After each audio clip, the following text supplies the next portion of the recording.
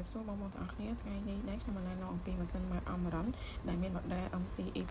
533ហើយនៅក្នុងម៉ាស៊ីននេះផងដែរមានក្រដាស់ណែនាំចំនួន1បានធានារយៈពេល5ឆ្នាំនិងមានថ្មចំនួន2គ្រាប់និងមានតួម៉ាស៊ីនដែលមានរូបរាងតូចល្មមងាយស្រួលប្រើប្រាស់និងផ្ទាំងអេក្រង់ច្បាស់ល្អហើយប៊ូតុងកណ្ដាលសម្រាប់ចុចបើកម៉ាស៊ីនហើយប៊ូតុងខាងលើគឺជាប៊ូតុងសម្រាប់ចុចវាស់កម្ដៅ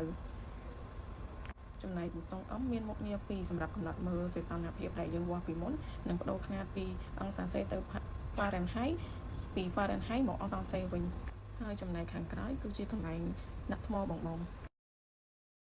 នៅពេលដែលវាស់យើងត្រូវទាញត្រចៀកខាងលើបន្តិចហើយដាក់ម៉ាស៊ីនចូលចឹងខ្ញុំសូមបង្ហាញពីរបៀបប្រើប្រាស់ឲ្យបងមើលដោយដាក់សាកលើដៃយើងចុចប៊ូតុងកណ្ដាលដើម្បីបើកម៉ាស៊ីន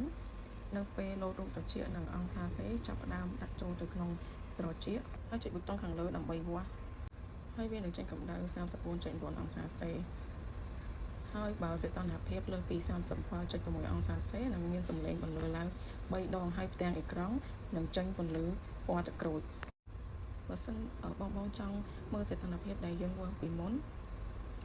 យើងត្រូវចុចប៊ូតុង M បន្ទាប់មកឃើញសីតុណ្ហភាពដែលយើងធ្លាប់វាស់ពីមុនហើយបើសិនបើបងចង់ផ្លាស់ប្ដូរຂະຫນាតពីអង្សាសេទៅ Fahrenheit ត្រូវដោះថ្មចេញបន្ទាប់មករងចាំជាង1នាទីនៅពេលដែលយើងដាក់ថ្មចូលម៉ាស៊ីនរួចហើយយើងនឹងឃើញមានលោតសញ្ញាអង្សាសេ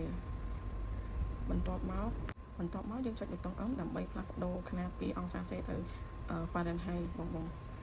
ហើយនៅពេលដែលយើងចង់បិទម៉ាស៊ីនយើងចុចប៊ូតុងកណ្ដាលនោះម៉ាស៊ីននឹងបិទហើយម៉ាស៊ីននេះផងដែរមានលក្ខណៈពិសេស